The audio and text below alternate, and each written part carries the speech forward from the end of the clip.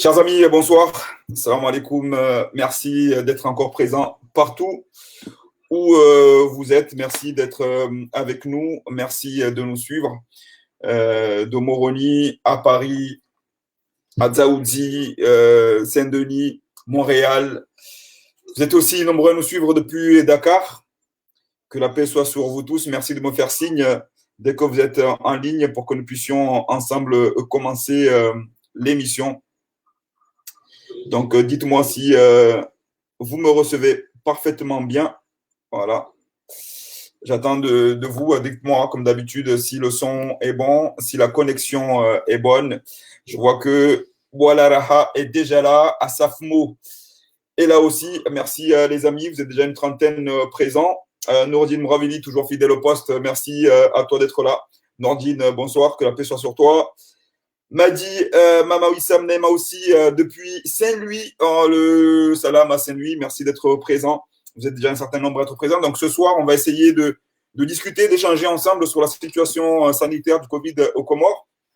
J'aurai deux invités de marque ce soir qui viendront nous éclairer ensemble. Et comme vous le savez, cette émission, c'est aussi votre émission. C'est à vous aussi de poser les questions pour que nous puissions tous ensemble avoir le plus d'éclaircissements possible. Donc, je recevrai tout d'abord le docteur Hamada Saïd Fazoul, qui est président de la commission scientifique aux Comores, qui viendra nous expliquer un peu comment fonctionne cette commission et où est-ce qu'on en est aujourd'hui au niveau du dépistage aux Comores et tout simplement au niveau sanitaire, au niveau de ce Covid. Et ensuite, je recevrai le directeur de Aïba iPhone, président Shahid Mchangama, qui viendra nous donner un peu aussi sa vision sur la situation actuelle. Il a été, comme certains d'entre vous le savez, victime de nombre de menaces. Pour quelles raisons? Il sera là avec nous pour pouvoir nous expliquer tout cela. Mais aujourd'hui, ce qui est sûr, ce qui a un flou sur la situation aux Comores, on parle toujours de ce cas zéro. Enfin, le cas zéro, non. Le cas zéro, c'est lorsque c'est la première personne qui serait contaminée. Et comme vous l'avez suivi aujourd'hui, il y a eu Dominique Voynet, qui est la directrice de l'ARS, l'agence régionale de santé de Mayotte, qui a annoncé que le grand moufti, notre grand moufti, serait décédé du Covid-19, ce qui a bien évidemment choqué, attristé beaucoup parmi vous, inquiété. On se pose beaucoup de questions à ce niveau-là. On essaiera ensemble d'avoir des réponses. Vous êtes déjà une cinquantaine présents. On ne va pas rester très longtemps parce que les invités que j'ai ce soir ont aussi d'autres activités. Mais déjà, vous remercier. N'hésitez pas à partager cette émission si vous estimez qu'elle est nécessaire, aussi bien pour vous ou pour des amis, pour que nous puissions être le plus nombreux possible à suivre. Voilà, donc n'hésitez pas, encore une fois, à poser vos questions directement et on les prendra en ligne pour pouvoir avoir des réponses. Donc, sans plus tarder, je vais faire appel à mon premier invité qui est le… Alors, attendez. Voilà. Mon premier invité, le docteur, on va essayer de faire une petite correction sur le nom, ça sera très bien. Voilà. Donc, mon premier invité, le docteur Hamada Saïd Fazoul, qui est président de la commission scientifique. Docteur, bonsoir. Bonsoir. Donc déjà, merci d'être avec moi ce soir. Merci d'être présent. Merci d'avoir répondu à cette invitation. Il était tard quand je vous ai appelé et vous avez accepté cette invitation pour venir déjà essayer d'éclairer les Comoriens qui sont aussi bien à l'intérieur qu'à l'extérieur de cette situation sanitaire aux Comores. On sait que c'est une pandémie mondiale. Et jusqu'à aujourd'hui, jusqu'à ce jour, jusqu'à l'heure où je vous parle, les Comores font toujours partie de ces pays où on dit qu'il y a 0 cas d'épidémie. On l'expliquera pourquoi aujourd'hui. Mais avant de rentrer dans cet échange, docteur, vous êtes président de la commission scientifique. À quoi sert cette commission? Expliquez-nous un peu les rôles et les fonctionnalités de cette commission scientifique. Bien. Alors, la mission, disons, l'une des missions de la commission scientifique, c'est de donner des avis aux autorités pour lutter contre le Covid-19. Mais, mis à part cela, mais il doit veiller quand même, pour la mesure de prévention, il doit faire des propositions. Il doit faire des propositions aussi sur la mise en quarantaine, sur les sites d'isolement et sur, disons, ce qu'on appelle, disons, la prise en charge thérapeutique. Voilà, donc tout ça, là, c'est quand même beaucoup de travail qu'on essaie de gérer pour faire, de faire de notre mieux. on sait que c'est une situation, c'est une situation, on va dire, qui est unique au niveau mondial. Vous avez parlé justement des différents niveaux. Vous avez parlé du confinement. La commission, c'est elle qui a donné l'avis déjà peut-être de fermer les frontières et de confiner les citoyens. Quelles étaient, de manière plus précise, les propositions que vous avez faites au gouvernement? Alors, tout d'abord, bon, comme première, disons, on avait proposé, disons, au gouvernement, donc la première chose, disons, c'est la fermeture, disons, des frontières. Parce que bon, vu quand même qu'on a vu que la pandémie, donc, arrivait quand même au niveau de région, donc il fallait quand même fermer les frontières. Donc, ça, c'est parmi les premières mesures qu'on avait dit ça aux autorités. Bon, on avait demandé aussi pour qu'il y ait au niveau des administrations, les sociétés d'État, donc, de mettre en congé certains personnels pour essayer de réduire, bon, pour qu'on respecte la distanciation. Mais aussi, il y avait la fermeture des mosquées, rassemblements, donc les diamants qu'on faisait dans les mosquées, le vendredi. Et ça, on les a eu parce qu'il y a eu une concertation avec les ulémas, mais les grands muftis. Donc, aussi, on a parlé aussi le port obligatoire des masques. Ça, c'est encore, il faudrait, donc, vu qu'on n'avait pas encore les moyens, comme justement on n'a pas encore les moyens de dépistage, il fallait au moins se protéger. Et donc, au niveau des marchés grande surface aussi, des points de vente, essayer de fermer. Donc, ils ont pu le faire encore, le marché. Pour les écoles, les activités sportives aussi. Pour les prisons et les lieux d'incarcération. Et puis après, pour les transports en commun, les taxis et les bus. Donc, pour toutes ces mesures-là, donc, en fait, bon, nous pensons quand même que le gouvernement a pris quand même les bonnes décisions au bon moment. Alors, le gouvernement a pris les bonnes décisions. Il y a aussi une grande campagne de médiatisation derrière. On a vu des artistes, on a vu beaucoup de spots sortir. Je pense qu'en termes de campagne, ça a été fait et tout le monde l'a vu. Par contre, il y a des questions qui se posent aujourd'hui.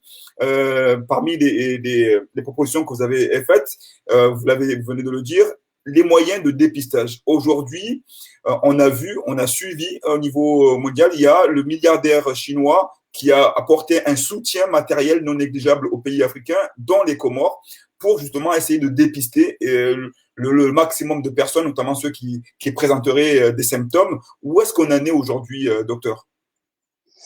Alors, où est-ce qu'on en est? Bon, comme vous l'avez si bien dit, nous avons reçu le même lot de Jack Ma qui a donné à tous les pays africains.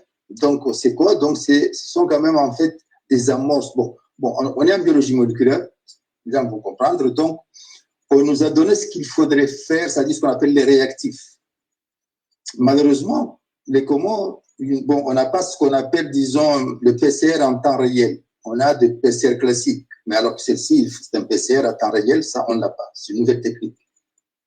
Voilà ce qui fait que bon, on a reçu 20 000 tests qui sont là, mais on ne peut pas les utiliser. Vous ne pouvez pas les utiliser parce que vous n'avez pas les machines pour pouvoir les tester, c'est ça? Voilà, à cause de la machine. Voilà. Bon, maintenant, il y a des partenaires qui ont dit qu'ils ont commandé la machine, mais jusqu'à maintenant, on ne l'a pas encore reçue. Donc, on l'attend toujours. Mais en parallèle, les autorités comoriennes, ils ont, bon, comme on a ce qu'on appelle des gene experts, c'est encore des machines aussi qu'on peut utiliser pour faire la biologie moléculaire. Ces machines-là, on les a au niveau des 3 îles. Donc, ces machines-là, ils sont là, donc on peut les utiliser. Il reste seulement qu'on ait ce qu'on appelle des cartouches. Ces cartouches-là, l'État comorien, c'est-à-dire ils ont déjà commandé, ils ont déjà payé. Bon, nous espérons quand même les recevoir peut-être à la fin de cette semaine. Alors, je résume.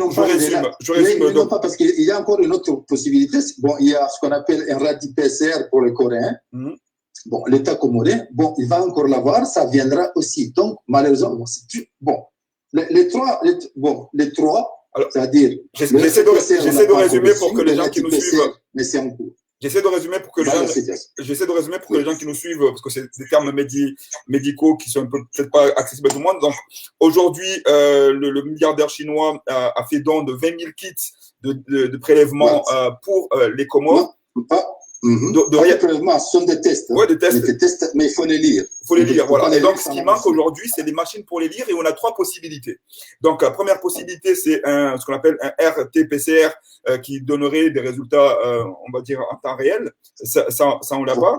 Il manque, les Comores, on dispose de machines, mais il manque ce qu'on appellerait les kits ou alors les cartouches voilà, dans les GeneXpert. Il y a des machines sur les 3 îles indépendantes, mais il manque les cartouches. Et les cartouches, vous venez de le dire. Et c'est déjà commandé. L'État comorien a déjà payé, c'est commandé, ça va venir. Donc, s'ils arrivent cette semaine, on nous a dit le 15. Disons, s'ils arrivent en début de semaine prochaine, même en n'ayant pas cette machine, le RT-PCR, si les cartouches arrivent, à partir de lundi prochain, sur l'ensemble des 3 îles, on pourrait déjà commencer à faire des prélèvements. Faire le dépistage, des prélèvements, oui. D'accord. Donc, et sur l'ensemble, sur les 3 îles, ces machines-là sont disponibles. Est-ce qu'on a aussi les ressources humaines pour pouvoir faire ces tests? Oui, parce que ce sont des machines qui ont été achetées il y a plus de 5 ans par ici, on a un programme de lutte contre la tuberculose. Et ce sont des machines qui sont utilisées pour la lutte contre la tuberculose. Donc, ça, on l'a mis au niveau de la Grande Comore, d'Anjouan et de Moébi. D'accord. Donc, les gens ont été formés. Donc, ils sauront comment l'utiliser. Une fois qu'on a le cartouche, donc, ça sera vite fait d'aller quand même leur montrer comment ça doit fonctionner pour aller très vite. Mais une machine qu'ils ont déjà utilisée, c'est beaucoup plus simple à faire. C'est pas le RT-PCR, c'est autre chose parce que ça, c'est notre technicité. Il faudrait quand même qu'on ait en ligne une formation en ligne. D'accord. Donc, on va dire que cette technologie-là, il faut l'oublier pour l'instant pour les Comores, mais les Comores l'État va se concentrer sur les machines dont ils disposent déjà à partir de la semaine prochaine. Si les cartouches sont reçues, des cartouches qui sont déjà payées par les autorités, et une fois qu'ils sont reçus, on va pouvoir commencer à dépister. C'est bien ça?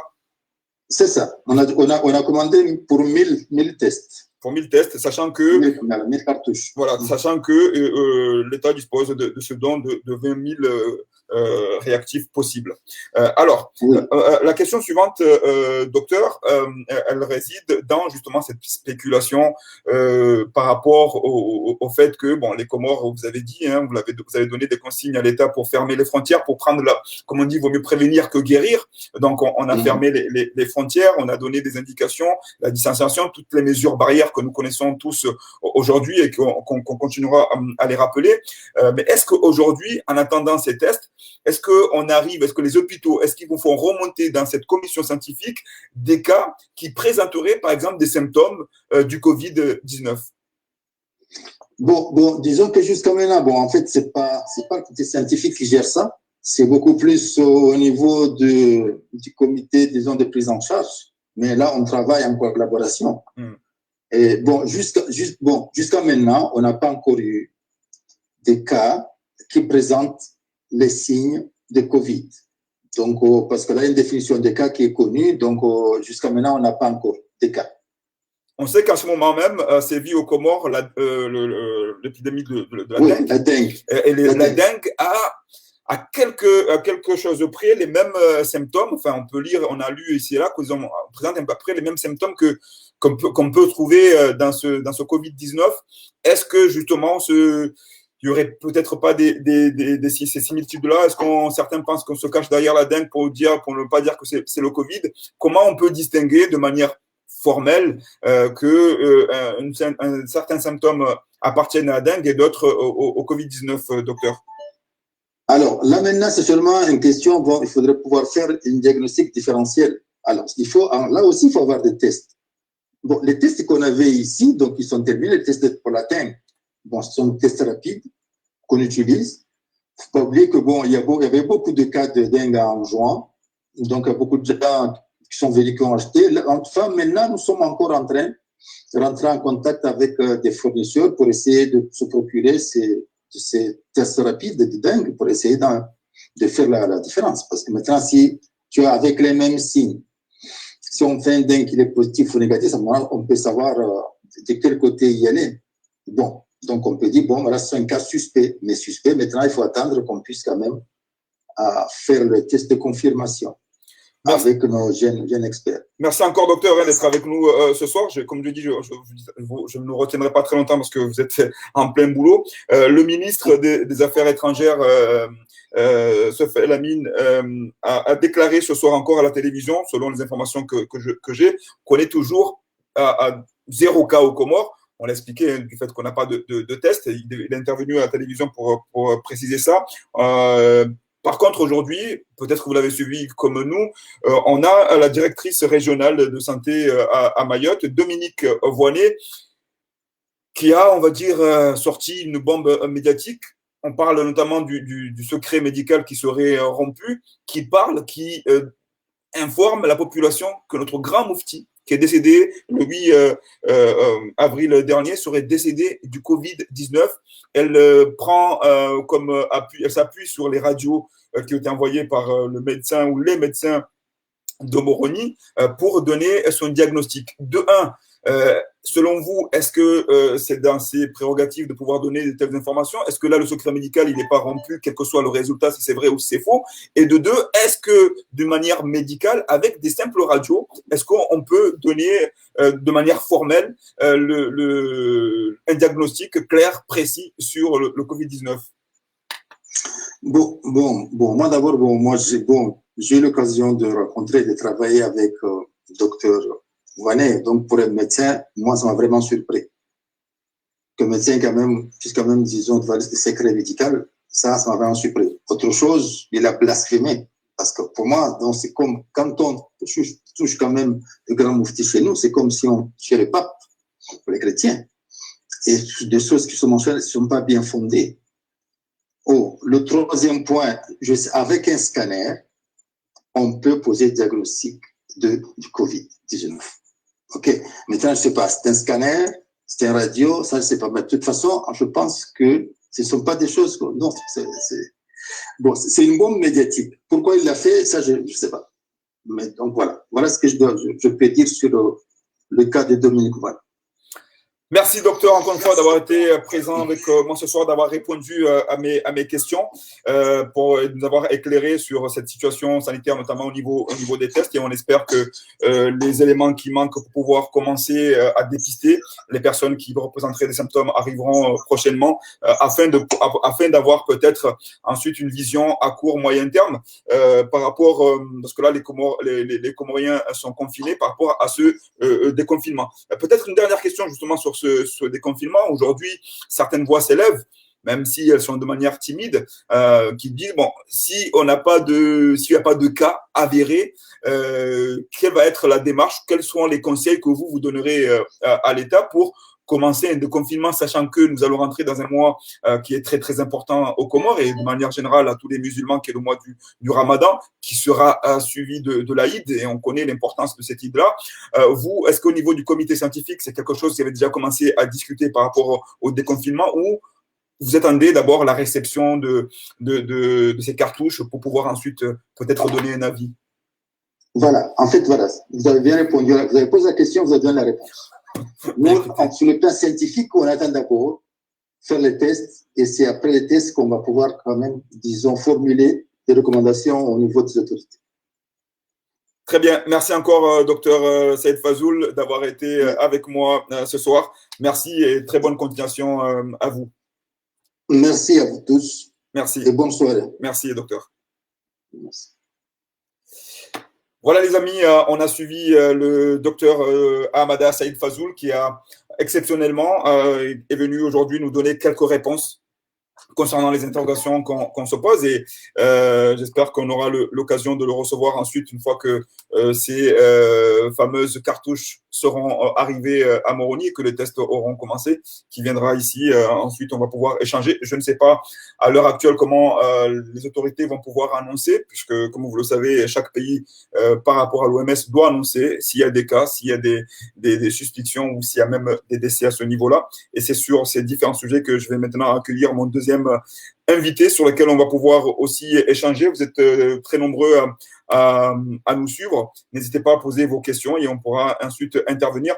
Donc là, je vais inviter le président Saïd Mchangama, directeur de Hiba FM, à venir me rejoindre. Voilà. Il va Directeur, bonsoir. Bonsoir et merci de votre invitation. Et bonsoir merci ceux qui nous d'avoir regardent. C'était Alors, tout à fait déjà, naturel. avant de Félicite-toi.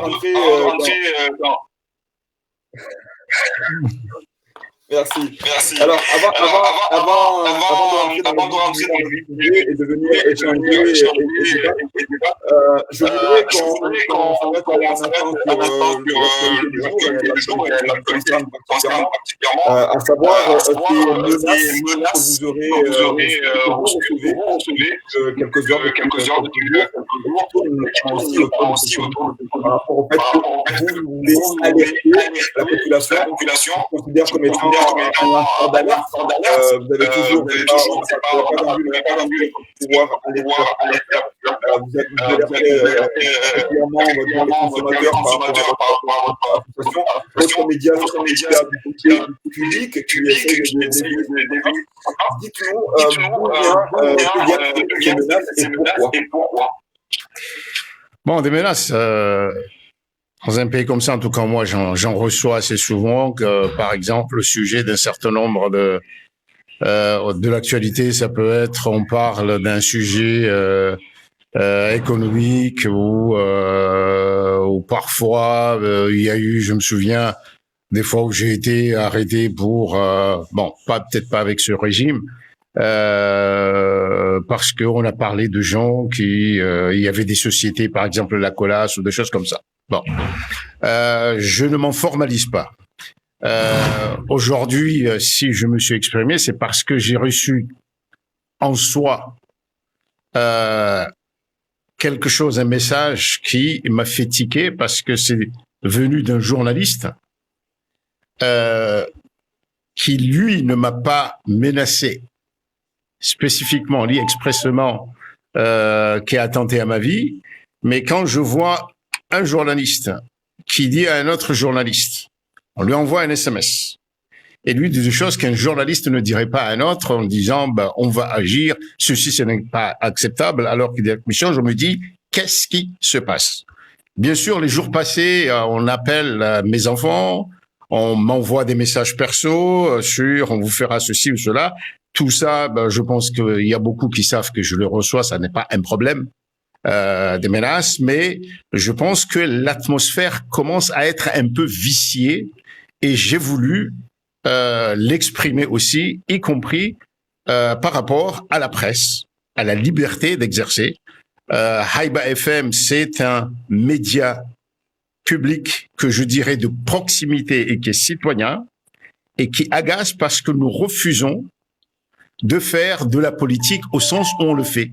Nous ne sommes pas partisans de qui que ce soit. Des fois, d'ailleurs, on nous accuse de faire les yeux doux au gouvernement ou de l'opposition. Nous sommes là avant tout pour le citoyen. Alors, on me dit qu'on a des retours parfois le micro. Est-ce que de votre côté, vous avez le haut-parleur branché? À ce moment-là, il faut enlever le haut-parleur, président. Je ne sais pas parce que j'ai le non parce que j'utilise. Je vais voir. Okay. Je ne vois pas de haut-parleur ici, donc sur l'application Je vais essayer de couper chaque fois votre micro quand je parle, parce que c'est quand on parle simultanément où il y a l'écho. Alors, j'ai bien compris le sens aujourd'hui, mais comme vous l'avez dit, vous êtes un homme politique depuis un certain temps. Vous avez été président de l'Assemblée nationale. Aujourd'hui, à travers le média de Haïba FM, vous essayez d'apporter des informations. Et les dernières informations, notamment, c'est par rapport à la situation qui nous concernant cette situation du Covid-19 aux Comores. Il n'y a pas que vous, mais d'autres journalistes aussi. Je parle à des confrères qui sont en Juan, qui sont à Moélie, mais aussi en Gazida, qui s'interrogent sur la politique menée aujourd'hui peut-être par ce gouvernement par rapport à l'information du public. On essaye peut-être on l'a montré, le docteur était là il y a quelques minutes, il disait qu'en fait, on n'a pas de cas parce qu'on n'a pas de test. On ne peut pas faire de tests. Et aujourd'hui, quand il y a des personnes comme vous qui essayent de conscientiser, d'essayer d'appeler à la responsabilité du gouvernement, on vous taxe de vouloir absolument révéler qu'il y a des cas aux Comores. Comment vivez-vous cette tension au sein du pays, où certains disent que peut-être le fait d'avoir 0 cas, ça dérange, et à la fois des personnes comme vous essaient simplement de se dire c'est un droit du citoyen d'être informé, et nous voulons être informés. Et ce devoir d'information vous est aujourd'hui défavorable, puisque vous recevez des menaces, on le voit sur les réseaux sociaux, vous recevez des menaces en disant que vous êtes là pour faire de la propagande de mauvaises nouvelles. En tout cas, un peu, vous êtes un oiseau de mauvaise augure. C'est ainsi un peu qu'on essaie de vous définir aujourd'hui. Qu'est-ce que vous répondez à ça, et quel regard vous portez par rapport à la situation actuelle et par rapport au confinement aujourd'hui aux Comores?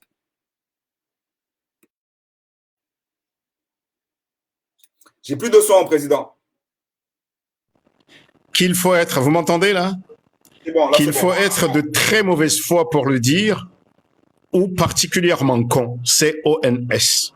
D'abord, quand on a eu ces informations, j'ai été dans le cadre de l'association, du collectif des associations de la société civile, l'un des premiers à sensibiliser et à dire quoi, avec des associations très importantes. Je veux parler de l'ASCOBEUF, qui est l'une des premières associations de la famille ici, qui est reconnue, qui est primée partout pour son sérieux.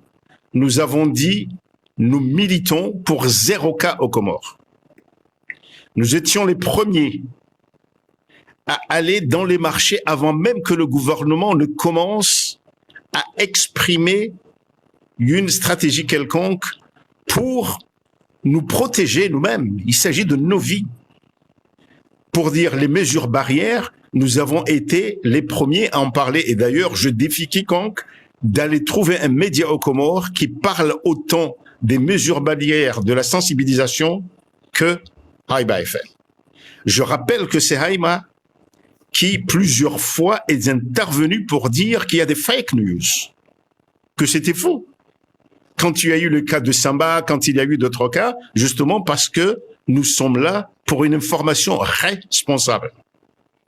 C'est Haïba et les autres organisations qui ont demandé au gouvernement justement d'informer qu'il y ait un site d'information quotidien, qu'il y ait des responsables qu'on peut toucher justement pour que ça ne soit pas dispersé de partout. Et nous avons été les premiers à prendre des initiatives pour aller voir et le ministère de la Santé, et y compris le docteur Fazul s'est réuni avec nous. La question qui se pose, c'est, on oublie qu'en tant que citoyens, nous avons le devoir de poser des questions. C'est comme si dans ce pays, on se dit, puisque je suis responsable, vous me faites confiance, ce que je fais, c'est de droit divin, et puis vous recevez. Ça n'a jamais été comme ça. Au contraire, nous voulons savoir, puisque, Amir, cela fait maintenant, nous sommes le 8 octobre. Non, on sait, 8, oui, combien je parlais d'octobre. Oui, le 15 avril. Donc, cela fait presque 2 mois pour les pays comme le nôtre, on sait. Disons qu'on a commencé à prendre des mesures en mars. Quand même, quand on sait que c'est extrêmement urgent, même des pays comparables à nôtre, en termes de développement humain qui sont Madagascar, ils ont tous ces outils-là. Comment se fait-il qu'on ne les a pas? Je vais vous dire un secret. Parce que contrairement à ce qu'on dit, nous n'avons jamais chargé le gouvernement en tant que tel. Il est responsable, mais nous n'avons jamais dit que c'est la faute incombe simplement au président ou au ministre. Parce que eux aussi, comme nous tous, nous sommes des amateurs dans cette situation. Comme les Français. Comme les Américains. La différence, c'est que les autres reconnaissent que dans le monde moderne, la modernité, c'est la complémentarité. Il n'y a personne qui sait tout. Il n'y a aucun politique qui décide de tout. Aujourd'hui, nous avons un cas comme ça. Il faut que les ministères, les structures commencent à travailler ensemble. Ça n'est pas courant chez nous. Et donc, il y a des cas comme ça. Mais nous devons pousser. C'est nous aussi qui avons demandé, nous avons écrit pour qu'il y ait justement la fermeture des frontières. Ça a tardé. Et chaque fois, nous avons applaudi. Mais là, il est inacceptable que jusqu'à aujourd'hui, et c'est ça qui fait qu'il y ait des rumeurs. À Haïba, on n'a jamais dit, on n'a jamais écrit nulle part qu'il y a le CODIV. Nulle part. La seule fois où on a dit, on comprend qu'il y ait des gens qui s'inquiètent et qui, face à des symptômes, dengue ou fièvre ou palu, s'inquiètent parce qu'on parle de ça, à ce moment-là, on veut qu'on se taise parce que je ne sais pas quoi. Non, ça, c'est pas possible. C'est au gouvernement de s'expliquer. Nous n'avons jamais mis en cause d'explication. Il faut qu'ils comprennent que nous sommes dans un monde où mon petit-fils a ce que j'ai à la main, c'est-à-dire un portable, qu'il regarde, qu'il est informé aussi. Il y a bien sûr peut-être... Oui. Président, justement, est-ce que ce n'est pas un problème sociétal aux Comores de vouloir toujours tout politiser, y compris dans une situation aussi, on va dire, inédite que celle-ci? On a l'impression, encore une fois, qu'on n'arrive pas à dépasser le débat politique. On n'arrive pas à dépasser le clivage des individus. On connaît Benamir, on connaît un tel, donc Benamir, il est contre ceci. Donc finalement, dès qu'il parle, même pour dire des choses sensées, il est contre peut-être ce gouvernement. Est-ce que dans la situation où nous sommes aujourd'hui, est-ce qu'on n'est pas victime justement de cette forme de non-ouverture où on reste complètement bloqué sur des stéréotypes, sur simplement droite, gauche, on est pour ou on est contre, alors que là, on parle de santé. Il n'y a plus de débat, il ne doit plus y avoir de débat politique. On doit dépasser ce débat-là politique pour exiger simplement les mesures les plus efficaces qui soient prises pour protéger la population. Vous le dites, vous avez appelé à plusieurs reprises à fermer les frontières. Le docteur l'a dit aussi, et le docteur qui est le président de la commission scientifique a préconisé cette fermeture de manière répétée jusqu'à ce qu'ils obtiennent. Aujourd'hui, on se rend compte qu'il y a des défaillances. On a des machines qui sont là depuis 5 ans, mais qu'il n'y a pas les outils pour les faire fonctionner et qu'on essaye justement de les cacher. Les politiques ne nous en parlent pas.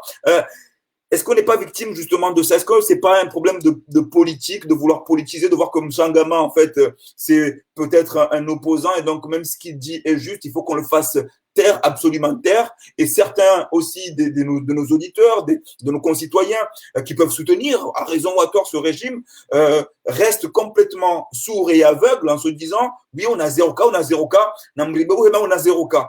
On n'arrive pas à dépasser ce stade-là, c'est compliqué, c'est une maladie comorienne?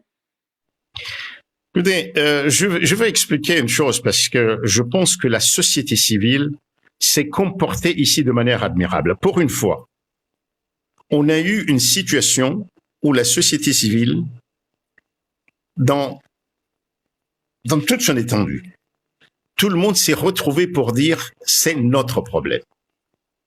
Et le gouvernement a eu beaucoup de chance parce qu'on n'a entendu aucun parti politique dire quoi que ce soit. Regardez bien. Au contraire, les politiques se sont tués, alors que dans d'autres pays, vous regardez les États-Unis, il y a un problème entre démocrates et républicains. Vous avez en France, il y a toujours une autre politique, Le Pen, qui est là. Ici, il n'y a pas eu ça. La société civile qui était active a rencontré le coordonnateur, on est allé voir la présidence, il y a toujours eu ça. C'est à partir du moment où le temps passe, les mesures ont été prises, les frontières ont été fermées, mais on attend. Je vous rappelle l'arrêté du ministre de l'Intérieur, qui était un bon arrêté. Le gouvernement, le président s'est exprimé, le ministre de l'Intérieur prend des décisions qui explicitent les décisions du président. On parle des frontières, on parle c'est un décret, je crois, du 17 mars. Un arrêté, pardon, du 17 mars, on parle déjà, on annonce qu'il y aura des mesures de régulation des marchés et des transports. Ça fait un mois jusqu'à présent, rien n'a été dit. Or, on a fermé les mosquées et nous avons applaudi. Et croyez-moi, fermer les mosquées aux Comores, ce n'est pas chose facile parce que mosquée, c'est pas simplement la prière, c'est un lieu social, vous le savez tous. C'est des gens dans les villages, dans les quartiers qui vont s'asseoir aux mosquées, se retrouver aux mosquées. C'est nos vieux qui sont là pour lire. Donc, or, ça a été accepté au début. Le gouvernement a expliqué. Et nous avons toujours dit, ce sera dangereux quand on va fermer les mosquées et qu'il ne se passe rien. Et nous avons dit qu'il faut être conséquent, que les gens qui disent « Ok, nous n'allons pas à mosquée, nous n'allons pas à mosquée parce que nous devons nous protéger et protéger les autres », qu'ils ne voient pas comme ce fut le cas le samedi, le jour où on ouvrait l'assemblée, des gens faire exactement ce qu'on leur disait de ne pas faire, par exemple. Nous avons dit que pour la prière de Subh, de Dhuhr, de Asr, dans les mosquées, dans les quartiers, par exemple, dans les petits villages, il y a moins de gens pour faire les prières communes que dans un minibus. Trouvons des solutions. Nous savons très bien que tout le monde tâtonne. En France, on tâtonne, on commence, et puis 3 jours après, on régule et tout ça. Mais qu'on sente ça, qu'il y ait ce dialogue-là avec la population, par exemple. Donc c'est ça. Mais à partir du moment où le temps passe, on se rend compte que dans les villages, par exemple, la distanciation, elle est moins respectée, alors que les gens respectaient. C'est ça notre cri. Et aujourd'hui, on entend ça. Il y a eu un médecin qui a dit qu'il croit, et ce n'est pas n'importe quel médecin, c'est le docteur Petit, qui est un spécialiste de ces maladies infectieuses, de ces je sais plus quoi. Bon, je me garde bien d'entrer, moi, dans le débat médical, mais qui dit à un moment donné, il y a ici des porteurs sains. Je vous jure que on a hésité de publier ça, mais c'est un monsieur qui a fait sa thèse il y a 40 ans, qui a exercé en France, qui exerce ici, qui a été directeur général de la santé, donc qui a une expérience certaine. On a dit simplement, mais écoutez-le. Et voilà, c'est-à-dire que, encore une fois, pour moi, la modernité, c'est la complémentarité. On s'écoute. On n'a pas hésité, moi je n'ai pas hésité chaque fois à dire quand il y avait un fake news, c'est fake news. Je l'ai dit même bien avant les médias publics. Mais simplement aujourd'hui, qu'est-ce qui politise? Encore jusqu'à présent, on n'a pas entendu de partis politiques politisés. C'est comme si le gouvernement maintenant qui politise à son avantage, ou en tout cas des partisans du gouvernement qui se disent bon, on va politiser parce que quand on politise aussi, il y a un avantage, c'est que au langoufa de politique, à ce moment-là, on ne répond pas. Donc ça arrange tout le monde. Hein. Un côté c'est ici, un côté c'est là. Mais nous, la question c'est de dire ce que nous voulons savoir, c'est quand, combien, comment et enfin. C'est tout ce que nous demandons. C'est tout ce que nous demandons. En tout cas, moi, au niveau de Haïba, c'est ça. Je suis sûr qu'à Haïba, on trouvera beaucoup de mots, de lignes, de publications du gouvernement, y compris des agences spécialisées du gouvernement, que dans les quotidiens, dans les journaux gouvernementaux.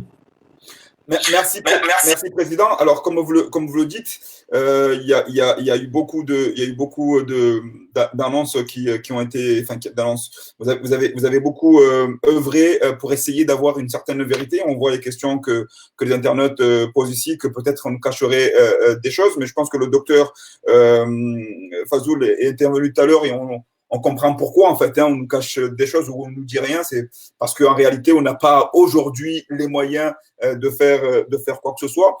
Vous l'avez indiqué, comme tous les pays du monde, on doit nous dire combien il y a de personnes testées, combien de cas avérés, combien d'hospitalisations, de manière à ce qu'il y ait une organisation derrière. Vous avez parlé du docteur Petit, que j'ai eu en entretien téléphonique et par échange. Et effectivement, on a parlé de ce cas et il évoquait, je veux dire un peu son message qui va défiler là pour que les personnes puissent le lire.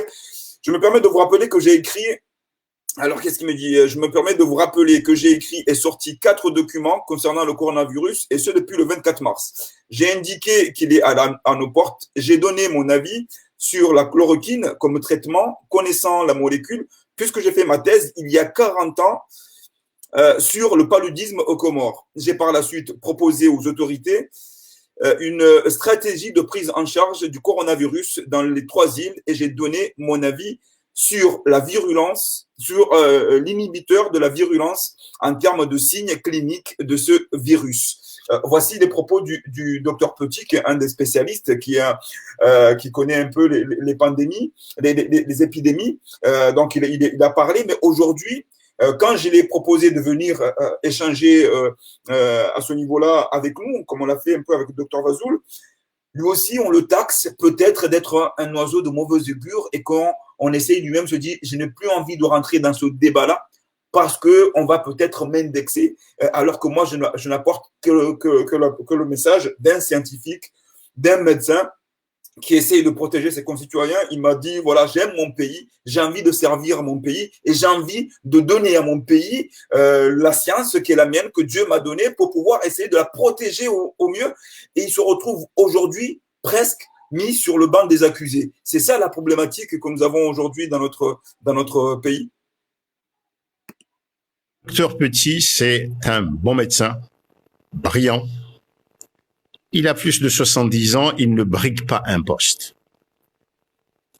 C'est quelqu'un qui a été, je vous dis, il a été exercé à Paris, à Sarcelles, dans le 18e, je crois, et il a été directeur général de la santé ici, directeur national de la santé ici. Et il n'a rien à prouver. Il a des enfants qui travaillent là-bas, donc il a simplement alerté. Nous, ce que nous disons, je ne suis pas plus proche du docteur Petit que n'importe qui.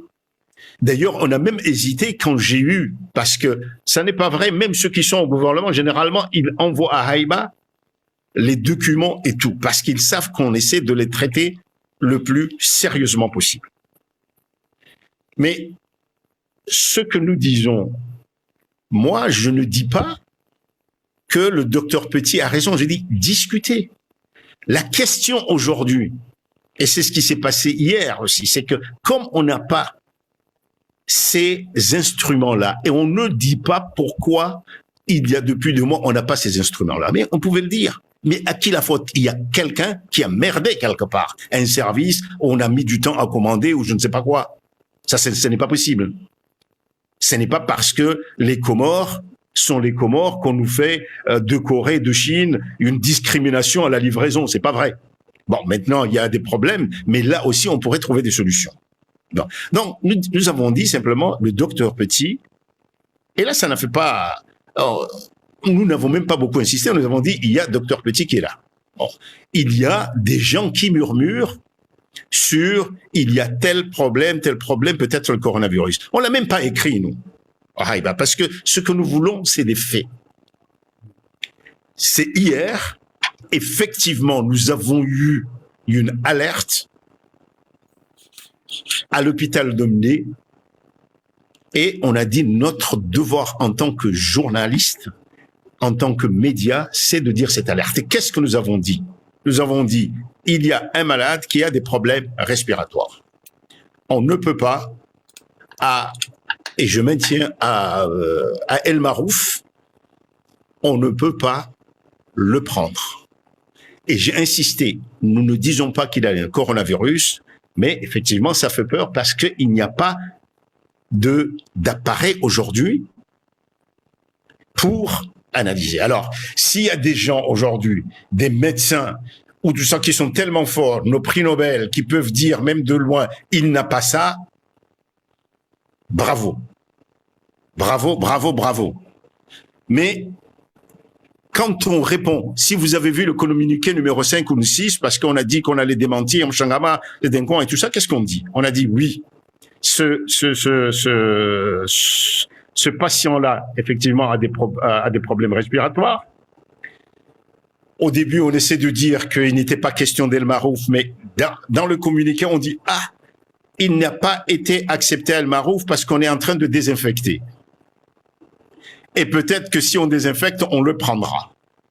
Et aujourd'hui, on crie secret médical, vue privée, mais tu as dû voir, Amir, que hier, pour montrer que nous sommes d'affreux zozos, il y avait déjà, au niveau de la communication gouvernementale, on avait eu la photo du patient avec l'infirmière, la chambre, et on a dit, il est diabétique et tout ça, c'est-à-dire, on a tout dit sur sa maladie, ce que nous n'avons pas fait, simplement pour entrer dans une polémique et répondre à l'affront Changama.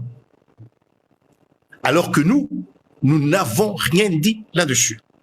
Donc, je me félicite que, en essayant de répondre, on dit que on reprend ce que nous avons dit, parce que dans cette situation, écoutez, Amir, tu le sais très bien. Moi, je suis aussi de nationalité danoise. Je suis enregistré tous les 2 jours du ministère des Affaires étrangères danois. On me dit, est-ce que tu sors de là? Je dis, ici, c'est mon pays. Arrive parce que, à mon âge, je peux mourir tranquille, mais je me soucie de ma tante et d'autres aussi qui sont moins que là. Je suis là. D'ailleurs, mon neveu, lui, il est parti dans le même avion. Il est danois, il est parti que les Français en passant par Paris. Donc, je me sens aussi responsable parce que j'ai eu plus de chance que l'autre. Et je ne veux pas être malade. Je n'ai aucune fierté à dire que le gouvernement s'est trompé. Je ne suis jamais allé dans un gouvernement depuis 15 ans, non. Et c'est ça ce qui arrive. Nous sommes là pour parler au nom des citoyens, de dire, le terme, ça s'appelle de la responsabilité, c'est tout. Quoi, quand, comment nous sommes protégés, et puis c'est tout. Et quand on ne peut pas, on se le dit. Ce que ne peut pas faire Trump, on n'attend pas que le Comorien, mais à ce moment-là, on dit, bon, on attend ceci, on attend ceci, on attend cela. Voilà. Cela pose, et on va arrêter, voilà. Cela pose la question notamment des médias. Encore une fois, on le voit dès lors qu'il y a une crise, qu'elle soit sanitaire, politique et autres. Il y a toujours cette problématique au niveau des médias, au niveau de l'information. Lorsque tout va bien, on prône la liberté d'expression parce qu'on sait qu'aujourd'hui, un média, c'est un contre-pouvoir. C'est avant tout servir le citoyen. Ce que nous faisons ce soir, c'est essayer de servir les citoyens, essayer de leur apporter le maximum d'informations possibles pour qu'ils puissent voir et aussi être au courant de ce que les pays, l'État, les autorités qui doivent le servir font pour eux ou vont aussi nos impôts puisqu'on y participe, même quand on est loin, même quand on envoie des colis ou quand on y va nous-mêmes au pays, ben, on y participe. Et c'est là aussi où se pose la problématique au niveau de ces médias. Et ça me permet de faire cette transition par rapport à ce qui s'est passé aujourd'hui et avoir aussi un peu votre avis. Il nous reste encore 8 minutes, avoir votre avis sur ce que nous avons appris aujourd'hui, et ces 2 informations qui nous viennent de Mayotte, notamment. Et là, peut-être, on va dire que c'est Mchangama ou peut-être Benamir qui a sursuré aux oreilles des rédacteurs de Mayotte Première, mais nullement, on n'est pas là, encore une fois, pour faire de la polémique, mais début de journée, on reçoit l'information comme quoi il y aurait un des passagers en provenance de Moroni pour Mayotte qui aurait été testé positif. Ça fait débat, ça fait polémique. On essaie de savoir le comment, le pourquoi on insiste de vouloir savoir que comment il y a des cas ou pas des cas. On était encore là à échanger jusqu'à ce qu'arrive cette deuxième bombe médiatique qui est arrivée en fin d'après-midi et la sortie de Dominique Voynet qui a informé au cours d'une conférence de presse. C'est pas un entretien avec un journaliste dans son salon, mais c'est une conférence de presse téléphonique, bien évidemment, vu les conditions. Dans une conférence de presse, il a déclaré que le Moufti serait décédé du Covid-19. Ce qui a choqué, moi je dis personnellement aussi, ça m'a choqué, ça m'a heurté, ça m'a attristé. Et ça a choqué bon nombre d'entre nous, d'une part parce que c'est le Moufti qui a, de son temps aussi, il y a quelques jours, créé des polémiques, mais on n'y viendra pas là-dessus, mais qui a choqué, d'une part par l'information, de deux, pourquoi c'est Dominique Voynet qui sort cette information, d'autant plus qu'il informe du fait que les autorités comoriennes ont été informées, donc c'est dans ses propos, que les autorités comoriennes ont été informées, donc on se pose des questions. Si c'est vrai, on peut se poser plusieurs questions, mais on est obligé de se positionner dans 2 cas. Si c'est faux, pourquoi sortir cette information? Et même si c'est vrai, pourquoi sortir l'information? Mais si c'est vrai, si les autorités comoriennes ont été informées à la base de radio, on se souvient, et là on revient à mémoire la sortie médiatique du président Azali, quand il est intervenu sur ORTC, dans une sortie sobre où il dit, voilà, il a annoncé le décès du Mufti et qu'il allait être enterré le lendemain dans son village, dans sa ville de Nsujini. Il a annoncé que ça allait être un comité restreint. Et le lendemain, on le sait, c'était pas possible. Il y a eu le monde qui a assisté à cette cérémonie funéraire, à cet enterrement, à cette prière dans la mosquée. Donc, on se pose plein de questions aujourd'hui, Président, sur à la fois l'information en elle-même qui est sortie, pourquoi, du comment, comment doit agir le gouvernement, et aussi cette cérémonie qui aujourd'hui pose question dans le cas où, ce qu'on ne le souhaite pas, il y aurait des cas aux Comores. Donc, j'ai un peu brossé ces deux informations, d'abord pour le passager qui vient des Comores, et ensuite par rapport au Mufti. Je voudrais avoir votre regard là-dessus, de manière globale, pour nous éclairer, avoir aussi l'opinion d'un ancien homme d'État. D'abord, tu me permettras de revenir et de quand même faire un hommage à ce que tu fais, Amir, et pour expliquer le devoir d'alerte aussi, tu vois, parce que dans notre culture comorienne, il y a quelque chose dans lequel nous excellons. Les Allemands appellent ça du Schadenfreude. C'est quoi? C'est être content quand quelque chose va mal. Dire du bien de quelqu'un, c'est une catastrophe. Dès qu'on me dit Amir, il est bien, oui, mais sa grand-mère n'est pas de Samba. Tu vois, voilà. Tu vois, ce gars-là, il a bien, ouais, mais son père ne sait pas jouer au foot. Il faut qu'on dise, voilà. Pourquoi? Parce que tu fais ce travail d'alerte. J'ai vu ce qui s'est passé quand il y a eu une alerte de médecins à Marseille. Et c'est ça ce que nous faisons aussi. Et j'ai parlé de complémentarité. Parce que tu me permettras de rappeler que j'ai été alerté et je t'ai appelé. Parce que j'ai des antécédents, je dis, il faut que nous fassions quelque chose. Je suis intervenu et partout j'ai dit, allez écouter Amir, et j'ai relayé ici. 2 semaines avant, parce que ça, il faut rappeler aux gens ici. J'étais intervenu, c'était le 11, parce que des infirmières et une aide-soignante de Créteil m'avaient alerté en disant, on nous appelle à aller dans des cérémonies alors que nous commençons à recevoir des notes disant que les patients ne doivent pas recevoir des visites. On a lancé l'alerte, malheureusement, on l'a pas écouté. Voilà. Mais après, heureusement, on écoute. Et c'est ça le devoir d'alerte que nous faisons ici, que tu fais, dans lequel on essaie de se relayer. Bon. Maintenant, moi, je vais rappeler une chose. Haïba a toujours été ici, souvent, le média qui a annoncé justement ses départs d'avion.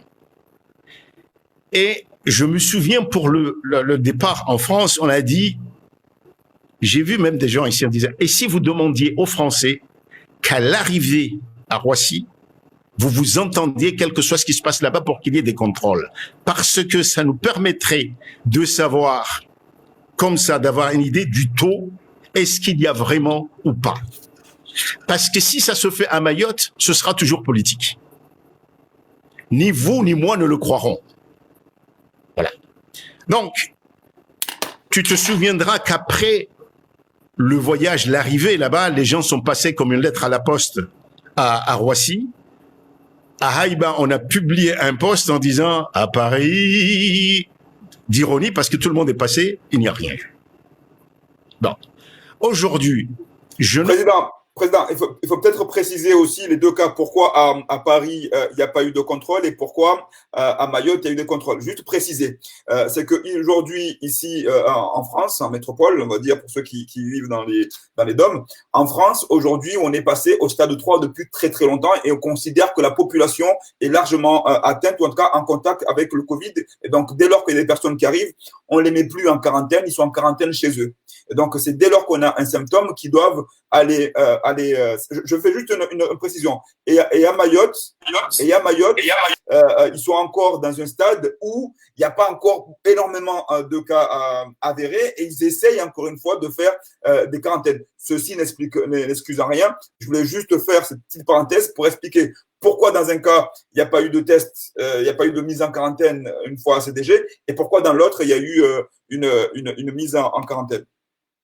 Comme beaucoup, j'ai passé une partie de ma jeunesse en France. Et la France est de tous les pays, les grands pays démocratiques, celui qui respecte le moins ce qu'il dit. Il change de constitution, etc. Nous avons hérité ça. Donc, rien n'empêchait, même s'il y a une législation française aujourd'hui, le gouvernement, par souci de savoir, de demander si c'était possible ou pas. Par exemple, est-ce qu'il y aurait eu des volontaires et tout ça, mais tout ça, justement, parce que c'est une maladie très sérieuse. Ça, vous demandez. Bon. Aujourd'hui, je déplore et je condamne, en fait, il y a, c'est vrai, un manque de respect parce que la manière dont on dévoile est un peu cavalière pour une maladie comme ça. Mais c'est le gouvernement comorien qui fait souvent joujou avec vos aînés quand ça va, et puis quand ça va pas, on crie à l'impérialisme parce que jusqu'à présent, on n'arrive pas à avoir une attitude bien précise avec Mayotte. Dans ce cadre, il y a ce qu'on appelle l'unité de veille de la COI. Mayotte, bien sûr, n'est pas dans la COI parce que les Comoriens considèrent. Mais est-ce qu'il y a eu des tentatives, par exemple, en se disant, vu la manière dont la population se déplace, de faire quelque chose à ce niveau-là, notamment pour faire passer l'information? Je ne sais pas. Donc, moi, je veux me garder. Si vous voyez, on n'a pas publié, on a attendu de publier l'info parce que on ne publie que si on peut contrôler à deux sources cette information. On a publié dans le cadre d'un communiqué du médecin du Moufti ici qui dit sans citer l'information de Voynet, mais qui semble dire que c'est pas ça. Alors, on a publié à la fois. Donc, moi je dis que tout ça, ça nous arrive parce que nous sommes impréparés. Nous ne sommes pas préparés. Quand nous réfléchissons à ça, effectivement, nous faisons de la politique au lieu de dire qu'est-ce qui peut se passer. Là, des fois, on va négocier pour un match de ceci avec les Mahorais, mais quand il y a un problème comme celui-ci, on ne négocie pas. Et c'est là le problème. C'est là le sérieux, c'est-à-dire qu'on peut aller faire joujou ou je ne sais pas, c'est très bien. Mais il y a, vous me permettrez de le dire, par rapport à un problème où on sait que des gens viennent de Mayotte, ils peuvent partir dans juin ou d'ici pour aller à Mayotte, donc dans un cadre d'une épidémie comme ça, qui est très dangereuse, la question c'est qu'est-ce que nous avons fait? Quel type de discussion? Il ne suffit pas à ce moment-là, à chacun de nous. On sait que Mayotte aussi peut exploiter ça politiquement. Moi, effectivement, on peut se poser la question, est-ce que la France a intérêt ou pas? Depuis le temps, c'est une grande puissance. Les grandes puissances peuvent aussi faire n'importe quoi. Elles peuvent se respecter chez elles, mais faire n'importe quoi, surtout si on se laisse faire. Se laisse faire comment? En n'étant pas sérieux. En n'imposant pas des méthodes respectables qui sont transparentes, on peut dire. Donc, je ne sais pas, je me garderai aujourd'hui de dire ce qu'on sait par rapport, et ça c'est peut-être une information que je vais donner, par rapport au gars Ibrahim Hassan. Comme vous avez vu, nous avons été saisis par le chef du village qui a dit ce gars-là est inconnu à Singani. Nous avons continué l'enquête à Mayotte. Nous avons eu une personne qui était à côté qui était avec le frère cadet de ce Ibrahim Hassani, qui n'est pas de Singani. Il est possible, il est comorien, qu'il ait un grand-père, machin Singani, mais il est d'Anjou, en fait. Et il n'a pas du tout été à la Grande Comore. Donc là aussi, vous savez, c'est trop confus d'un côté comme dans l'autre. Bon, il y a un peu de mensonge ici, un peu de manipulation ici, peut-être un peu de vrai ici, on ne sait pas. Mais ce qui est sûr, c'est que ce gars-là n'a pas été à Singani et que on doit demander aux autorités mahoraises, vu le sérieux de la question, où est-ce qu'elle a été exactement. On sait qu'à un moment donné, il était avec le consulat, des gens du consulat français à Anjouan, et donc ils peuvent dire beaucoup plus, mais ça c'est un travail minutieux d'enquête journalistique, c'est pas du blabla. Sur le cas du Mufti. Sur le cas de Mufti, Allahu A'lam. Parce que on va aujourd'hui, il est clair, c'est ce que nous, qui ne sommes pas des hommes du métier, nous savons, c'est que effectivement un scanner à un certain stade peut donner un diagnostic très très précis sur la maladie. C'est ça. On a envoyé. Aujourd'hui, il y a certains qui me disent non, c'est une radio, c'est pas un scanner et tout ça. Eux disent c'est un scanner. Ben, je pense que ceux qui observaient le Mufti, ceux qui suivaient le Mufti, peuvent dire exactement qu'est-ce qui a été envoyé et dire à Mayotte, c'est des menteurs. Prouvez-nous, par exemple. Ou appeler une commission médicale indépendante de médecins peut-être qui ne sont pas impliqués ici, ou même de nos pays étrangers, les Kenyans et tout ça. Dites-nous ce que c'est. Je veux dire, c'est de la science. Et c'est pourquoi nous n'allons pas mener. On doit démontrer ça, le faux ou le vrai, non pas parce que Dieu, tout ça, mais par la science. Et c'est pourquoi nous ne disons rien maintenant.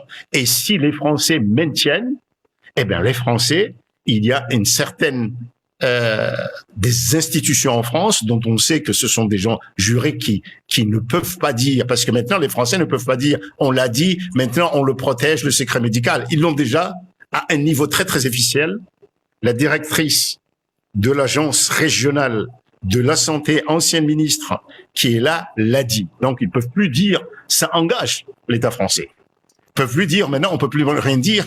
Et donc ils doivent démontrer, quitte à l'OMS, par exemple, ce qu'ils ont.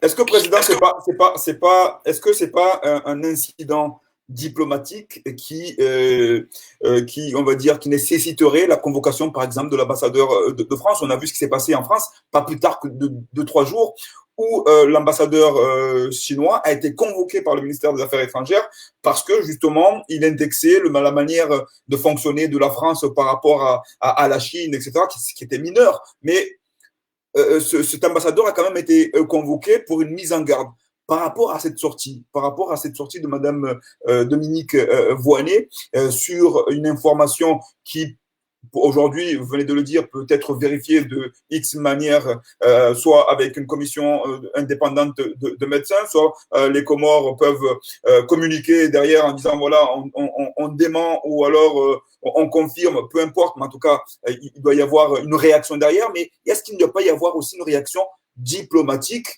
par rapport à cet incident? Il a dit tout à l'heure, le docteur, que c'est comme si les Comores avaient dévoilé une maladie du pape. Au niveau de ce qui est le Mufti pour les Comoriens, c'est pas une personne lambda, c'est la deuxième personnalité de l'État. Et le mettre à nu comme ça, de manière publique, si c'est pas un incident diplomatique, c'est quoi? Tout à fait. Enfin, je pense que, je dis, c'est beaucoup plus que cavalier. Bon, maintenant, ça fait très longtemps que je ne fréquente pas les bureaux. Enfin, tout le monde dit que Mchangama fait de la politique, mais je ne sais pas combien. Une fois, c'est tous les 7 ans que je vois ces ministres-là ou ailleurs. Mais il est évident qu'il y a eu un manque d'égard. On ne ferait pas ça, peut-être, dans notre pays. Mais moi, là où je suis, ce qui m'intéresse, c'est la démarche scientifique. C'est très grave quand on dit à un pays comme le nôtre qu'il y a le coronavirus ou pas. Donc, de la partie comorienne, il est important qu'ils disent non, puisque ça a été dit justement par un pays très puissant. Et c'est ça ce qui intéresse, et c'est ça le progrès aussi, c'est de dire, voilà, on a ça, ça ne passe pas parce que voilà, il y a des gens, il y a des spécialistes qui nous disent que c'est pas ça, ou Voilà. Et de démontrer, non pas pour indexer la France, mais par rapport à la population comorienne, justement, l'anxiété qui peut se faire à un moment, justement, où on n'a rien pour dire, pour tester, pour analyser, quoi que ce soit. Parce que, vous savez, je me souviens de la question d'hier. C'est comme on a dit, ce gars-là, il est diabétique, il a des problèmes de tension. Mais justement, c'est là où c'est grave. Ceux qui meurent du coronavirus, ce sont justement des gens qui ont, pour la plupart, des maladies chroniques. Et ici, dans nos débats politiques, c'est comme si on disait, il a de la tension, il est malade, donc ça exclut. C'est comme si c'est simplement le coronavirus ne peut être vrai que s'il attrape les joueurs de C50. Eh ben non. Le coronavirus, il est surtout dangereux. Il va attraper Mchangama, qui a ses 70 piges, qui a des problèmes de tension, qui a ceci ou cela. Donc, j'aimerais qu'on laisse la politique et qu'on parle de manière rationnelle. Et la seule manière d'être respecté par les Français et de leur dire pas de manipulation, c'est quand ils verront aussi qu'on travaille de manière rationnelle. Donc pour le Moufti, oui, il y a eu de la part des autorités françaises de Mayotte un manque de garde, de respect, oui, je lui dis. Avec toute l'amitié que je peux porter à la France c'est ton pays, c'est le pays de mes enfants, etc. Donc, il faut oser, et quand je suis devant les Français, j'ose parler, leur dire la vérité. En aucun cas, je dis toujours aux ambassadeurs de France, je ne sais pas si vous êtes des espions russes, moi je sais que j'aime la France parce que je vais faire mon ski là-bas. C'est moi qui paie. Alors que vous, et ça je leur dis souvent, donc il n'y a pas de problème là-dessus. Mais il faut aussi que de notre part, on ne parle pas simplement que politique vis-à-vis de la France, mais qu'on soit sérieux vis-à-vis d'eux. Donc, lui, est-ce que le monsieur Seif, qui, quand il a pris ses fonctions à Haïba, on l'a félicité, on a dit, voilà, on va voir un professionnel, parce que pour nous, c'est le professionnalisme, il sait quoi faire ces moments-là, mais que ça soit suivi d'effets aussi au niveau scientifique, au niveau médical. Merci Président encore de ces éclaircissements. Tout comme vous, on considère que c'est un manque de respect qui a été fait aux Comores par rapport à cette sortie médiatique. On le dit, on le condamne.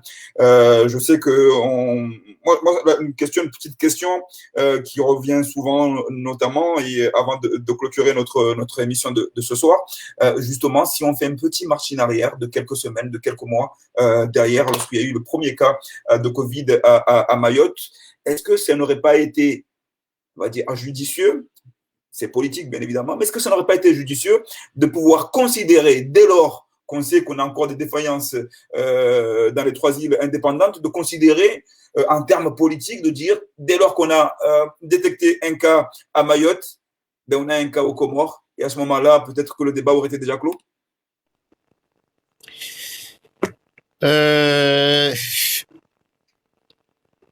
Je ne sais pas vraiment parce que ça aurait été aussi effectivement politique et il faut reconnaître, il faut faire la différenciation parce qu'on se trouve devant 2 parties du territoire, si on veut, avec des moyens, des capacités, des ressources humaines de différents niveaux. Donc, oui, on peut dire les Comores si on veut indexer, mais il faudra à un moment donné dire combien nous avons dans les 3 îles de l'Union des Comores, parce que dire ça veut dire, ça pose la question en termes de soins, en termes de mobilisation, en termes de coordination, en termes de demande d'assistance et tout ça. Encore une fois, il faut faire le moins de politique possible, c'est-à-dire dire Mayotte, oui, île comorienne. Il y a ici cette situation de l'union des 3 îles de l'Union. moi, ce que je pense, ce qu'on aurait dû faire, c'est dire, OK, maintenant, c'est une question de vie ou de mort. Retrouvons-nous par certaines formes pour savoir comment nous luttons ensemble. Ce que n'a pas dit le docteur Fazul, c'est que la commission, c'est vrai, ils ont beaucoup insisté, elle a beaucoup insisté sur la surveillance, effectivement, en juin. Il l'a dit un peu, là. Et au début, quand ils sont revenus d'une visite en juin, le docteur Fazul, avec l'OMS et d'autres, ont beaucoup insisté sur le manque de moyens des gardes-côtes et tout ça. Je ne sais pas si, jusqu'à présent, c'est bien surveillé ou pas. Par exemple. Donc, voilà, il faut être très concret. Vous savez, à la minute près, qu'est-ce qui s'est passé et tout ça. Et d'ailleurs, c'est ce que nous avons demandé en termes d'information. Alors, merci. On a atteint notre limite au niveau de l'émission. Il y aurait eu beaucoup de choses encore à dire. Peut-être qu'on fera une deuxième émission à ce niveau-là parce qu'il y a beaucoup de choses à dire par rapport à ce qui s'est passé aujourd'hui, par rapport à ce qui va venir.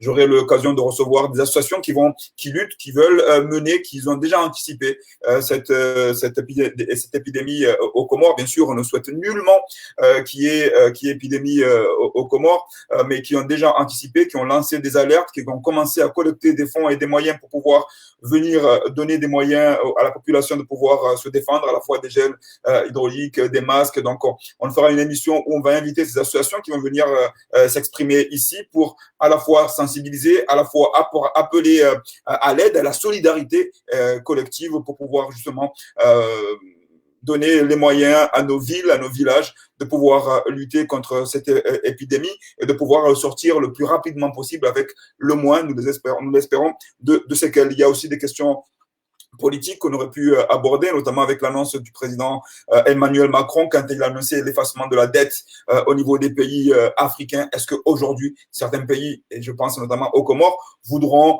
s'exprimer dès lors qu'il y a des choses qui ne vont pas, comme c'est le cas aujourd'hui avec cette sortie de Dominique Voynet. Est-ce qu'il y aurait intérêt aujourd'hui ou est-ce que les autorités comoriennes vont avoir le courage ou la force de pouvoir s'exprimer, dire non, ça ne se fait pas. Bien sûr, on peut être amis et ne pas être d'accord, ou alors peut-être ils vont se retenir de peur de ne pas avoir cette dette effacée. D'ailleurs, on ne connaît pas encore quelles sont les modalités de cet effacement de la dette. Il y a plein de choses encore qu'on ne maîtrise pas tout, et c'est ensemble, c'est avec vous, c'est avec des médias comme celle de Haïba, avec le président Msangama, qu'on essaiera de vous éclairer dans les semaines, dans les jours à venir. Merci encore au président d'avoir pu répondre présent. Je vais, comme d'habitude, lorsque j'ai un invité, vous laisser le dernier mot avant de nous séparer de nos internautes.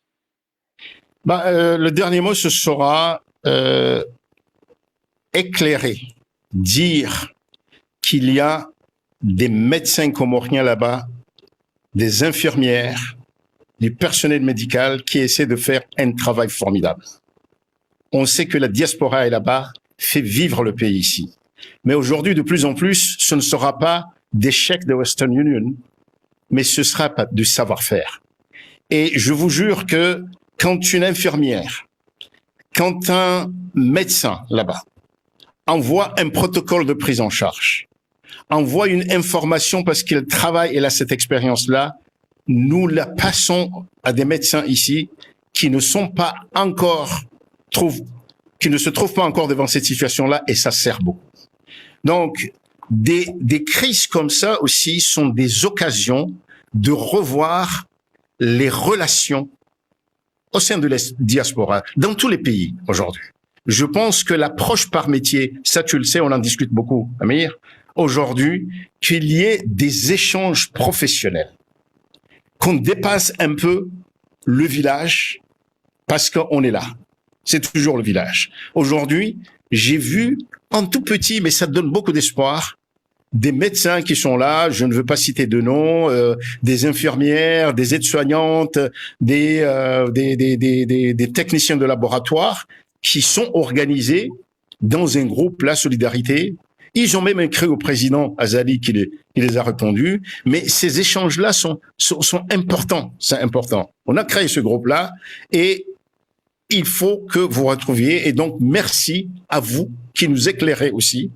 Ça n'est pas simplement une question politique.